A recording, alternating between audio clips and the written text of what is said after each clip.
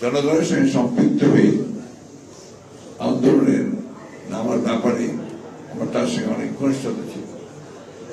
মনে আছে আমি এখন রাতের অন্ধকারে কিভাবে ছদ্মবেশে গাই জাফরকে দেশনেত্রী বেগম খালেদা জিয়ার কাছে নিয়ে গিয়েছিলাম, এবং তখন থেকে তিনি আবার নতুন করে তার জনগণের পাশে থেকে দেশে গণতন্ত্র পুনরুদ্ধারের সে লড়াইয়ে তিনি সম্পৃক্ত হয়েছিলেন। বন্ধুগণ, এটা হচ্ছে অতীত। আজকে আমাদের সামনে একটা সম্পূর্ণ নতুন একটা ভবিষ্যৎ এসছে, একটা সময় এসেছে। আমাদের মাঝে একটা বিপ্লবের পরে মানুষের মধ্যে একটা নতুন আশা সঞ্চারিত হয়েছে। আমরা অতীতের সমস্ত জঞ্জালগুলোকে দূরে ফেলে দিয়ে নতুন করে আমাদের দেশকে তৈরি করব, এবং সেটা এই সম্ভাবনা দেখিয়েছে আমাদেরকে আমাদের তরুণেরা, আমাদের যুবকেরা, আমাদের ছেলেরা, এবং অসম্ভবকে সম্ভব করেছে তারা। আমরা 15 বছর ধরে যে লড়াই সংগ্রাম করেছি, এখানে আমরা সবাই আছি, আমরা সেই একই কারণে সংগ্রাম করেছিলাম, লড়াই করেছিলাম যে ভয়াবহ ফ্যাসিস্ট শক্তি বাংলাদেশের উপর চেপে বসেছে, তাকে সরিয়ে সত্যিকার একটা গণতান্ত্রিক একটা রাষ্ট্র নির্মাণ করা, কল্যাণমূলক রাষ্ট্র নির্মাণ করা, মানুষের বসবাসের জন্য একটা যোগ্য সমাজ নির্মাণ করা। সেই লক্ষ্যে আমরা 15 বছর ধরে লড়াই করছি। এর মধ্যে আমাদের অনেক বন্ধু, আমাদের সহকর্মী প্রাণ দিয়েছেন। আমাদের প্রায় 800 মতো নেতা কর্মী তারা গুম হয়ে গেছে। এর মধ্যে আমাদের এমপি ছিলেন ইলিয়াস আলী, সেলিম, পারভেজ সহ অনেক ছাত্র নেতা, যুব নেতা তারা ছিলেন। আমাদের প্রায় 2000-এর মতো নেতা কর্মীকে গুলি করে হত্যা করা হয়েছে। 1,45,000 মামলা করা হয়েছে আমাদের 60 লক্ষ মানুষের বিরুদ্ধে 15 বছরে। আমার মনে হয় বিএনপির একটা মানুষও খুঁজে পাওয়া যাবে না যার বিরুদ্ধে মামলা নেই, সেই ইউনিয়ন পর্যায় থেকে শুরু করে একেবারে কেন্দ্র পর্যন্ত। এর মধ্যে সংগ্রামের মধ্য দিয়ে আমাদের আপনারা আমাদেরকে আমরা ঐক্যবদ্ধ হয়ে আমরা 31 দফা ব্যাপারে আমরা সবাই একমত হয়ে সেই 31 দফা বাস্তবায়িত করবার জন্য আমরা সংগ্রাম শুরু করেছিলাম। 31 দফা কি ছিল? একটা সংস্কার, যে আমরা রাষ্ট্র ব্যবস্থার সংস্কার চাই, পরিবর্তন চাই, এবং আমাদের মধ্যে যে যুক্তিটা ছিল এইটাকে লক্ষ্যে আমরা আন্দোলন করব, ফ্যাসিবাদকে পরাজিত করে আমরা একটা নির্বাচনে যাব, সেই নির্বাচনে আমরা আবার ঐক্যবদ্ধ হয়ে আমরা অবশ্যই 31 দফাকে বাস্তবায়িত করব। এই ব্যাপারে কিন্তু আমাদের মধ্যে কোনো দ্বিমত ছিল না, আমরা একসাথে আন্দোলন করেছি। আপনারা সবাই জানেন যে সেই আন্দোলনে কিভাবে আমাদের নেতা কর্মীরা নির্যাতিত হয়েছেন, নিগৃহীত হয়েছেন, নিহত হয়েছেন। আপনাদের মনে থাকার কথা যে 7ই ডিসেম্বর 1923 সালে, সম্ভবত আমার যতদূর মনে 22 সালে,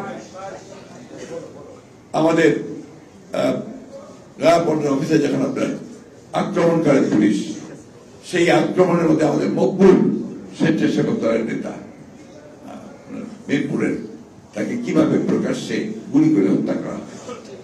আমাদের সমস্ত শীর্ষ নেতাদেরকে গ্রেফতার করে নিয়ে যাওয়া হয়, এবং পরে আমিও তখন গ্রেফতার হই।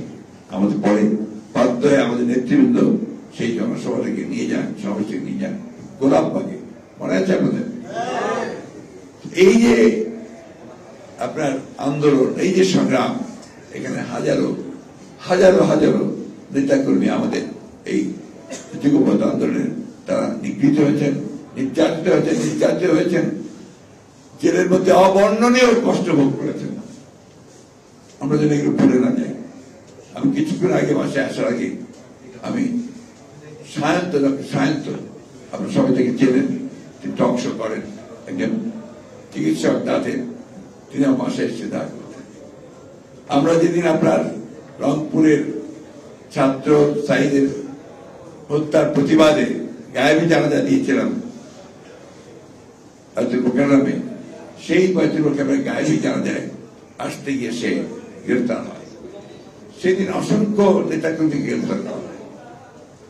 সায়ন্ত বোধে জেলে যাওয়ার পরে তারা একজন তাদের যে পরিবারের সদস্য তার সঙ্গে দেখা করতে পারেনি।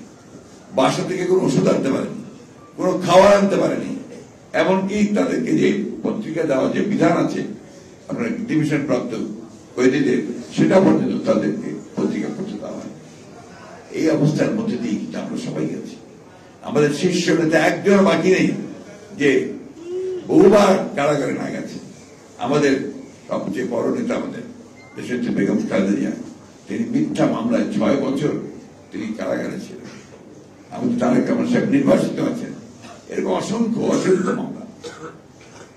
সেই থেকে প্রেক্ষিতে, এই আন্দোলনের প্রেক্ষিতে ছাত্ররা যখন কোটা আন্দোলন শুরু করেছে, সেই সময় থেকে এই আন্দোলন ছাত্ররা তারা মোবিলাইজ হয়েছে এবং এটাকে জনগণের আমরা সমর্থন দিয়েছি, সহায়তা করেছি। একটা চূড়ান্ত আন্দোলনের মধ্যে জনগণের যে প্রত্যাশা, সেই প্রত্যাশাকে পূরণ করবার জন্য তারা একটা অবস্থা তৈরি করেছে। ফ্যাসিবাদের নায়ক শেখ হাসিনা পালিয়ে গেছে, তাদের যারা দোষর তারা অনেকে পালিয়ে গেছে, অনেকে লুকিয়ে আছে। নতুন সরকার গঠন হচ্ছে, একটা ইন্টারিম সরকার, অন্তর্বর্তীকালীন সরকার, এবং সেই সরকার প্রধান হচ্ছেন আমাদের সকলের অত্যন্ত শ্রদ্ধেয় মানুষ প্রফেসর ডক্টর ইউনূস আলী, আরো শ্রদ্ধেয় ব্যক্তিরা এর সদস্য হয়েছে। এদের কাছে আমাদের প্রত্যাশা অনেক। আমরা সবাই মনে করি যে এই ইন্টারিম গভর্নমেন্ট তারা অবশ্যই যৌক্তিক সময়ের মধ্যে তারা নির্বাচনের ব্যবস্থা করবেন। আমি নির্বাচন কথার উপরে খুব জোর দিতে চাই, এবং যে সংস্কারের প্রশ্ন এসছে সবসময় আসছে, সেই সংস্কারের ব্যাপারেও নির্বাচনটা অত্যন্ত গুরুত্বপূর্ণ। কারণ final authority is the people. সেটা কিভাবে আসবে? সেটা অবশ্যই একটা নির্বাচিত পার্লামেন্টের মধ্য দিয়ে তাদের মাধ্যমে সেটাকে আসতে হবে, এর কোন বিকল্প নেই। সুতরাং কয়েকজন ব্যক্তি একটা সংস্কার করে দেবেন, এটা আমি বিশ্বাস করি না। আমি বিশ্বাস করি জনগণের অংশগ্রহণের মধ্যে দিয়ে তাদের মাধ্যমে কিন্তু সেই সংস্কার আসতে হবে।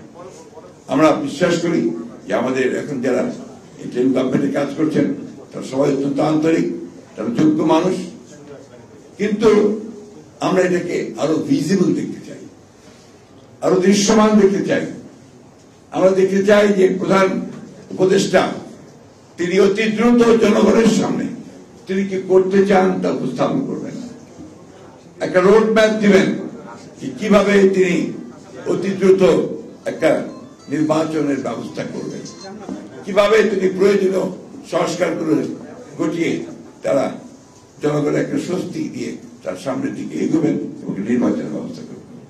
আমরা দেখতে চাই না যে সমস্ত ব্যক্তিরা হাসিনার পাশে থেকে, হাসিনার সঙ্গে থেকে তার দোষর হয়ে তারা মানুষের উপর নির্যাতন নিপীড়ন করেছে, লুটপাট করেছে, দেশের পাচার করে দিয়েছে, তাদেরকে আমরা আশেপাশে দেখতে চাই না। তাই পত্রিকায় যখন আমরা ছবি দেখি ওই সমস্ত লোকেরা আবার সংগঠিত হয়ে বিভিন্ন গুরুত্বপূর্ণ ব্যক্তিদের সঙ্গে দেখা করছেন, তখন আমরা একটু উদ্বিগ্ন হই, চিন্তিত হই। আমরা খুব চিন্তিত হই যে আজকে প্রায় 16-17 দিন হচ্ছে, এখন পর্যন্ত ওই সেক্রেটারিয়েটের যে সমস্ত সেক্রেটারিরা এই সরকারকে এতদিন ধরে চালিয়েছে, তাদের সমস্ত কুবুদ্ধিগুলো দিয়েছে, তারা এখনো ওই সরকারের সচিবের দায়িত্বগুলো পালন করছে। আমরা দেখতে চাই না। আমরা দেখতে চাই যে অবিলম্বে ওই ব্যুরোক্রেসিতে যারা প্রো পিপুল আছেন, যারা জনগণের সঙ্গে সম্পৃক্ত আছেন, আইন মেনেই সব মেনেই তাদেরকে আমরা পাশে দেখতে চাই। এই কথাগুলো আমি বলতাম না, কিন্তু বলতে বাধ্য হচ্ছি এই জন্যে যে আমরা সেগুলো দেখতে পাচ্ছি না। আমরা এখন পর্যন্ত বিদ্যালয়গুলোতে কোন ভাইস চ্যান্সেলর নিয়োগ দেওয়া হয় নাই, অথচ ভাইস চ্যান্সেলর ইতিমধ্যে রিজাইন করেছেন। আমরা দেখতে চাই যে ভাইস চ্যান্সেলর নিয়োগ দেওয়া হচ্ছে যাদের সকলের কাছে গ্রহণযোগ্যতা আছে এই সমস্ত ব্যক্তিরা। আমরা দেখতে চাই যে আইন শৃঙ্খলা পরিস্থিতি নিয়ন্ত্রণের ব্যাপারে তারা অত্যন্ত সচেষ্ট।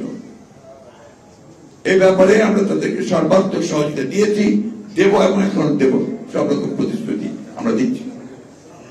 রাজনৈতিক দলগুলোর সঙ্গে এখন পর্যন্ত এই সরকারের সত্যিকার অর্থে কোন এজেন্ডা ভিত্তিক কোন আলোচনা হয়, কিন্তু রাজনীতি ছাড়া যেটা হবে না। রাজনীতি দলগুলোর মতামত তো আনতে হবে। রাজনীতি ওই জায়গাটাই রাজনীতি, যে জায়গায় তারা বসে আছে গভর্নমেন্টে, এইটাই হচ্ছে রাজনীতির জায়গা।